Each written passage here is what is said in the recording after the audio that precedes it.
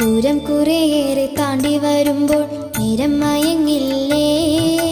നേരം മയങ്ങിയാൽ താനെ നടക്കാൻ പേടിയുണ്ടാകില്ലേ?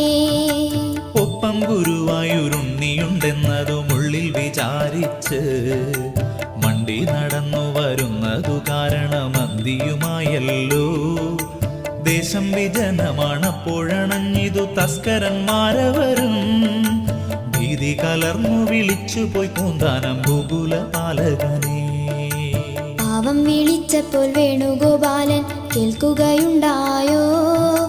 ആബൽ ബാന്ധവനായിട്ടു കണ്ണൻ എത്തുകയുണ്ടായോ?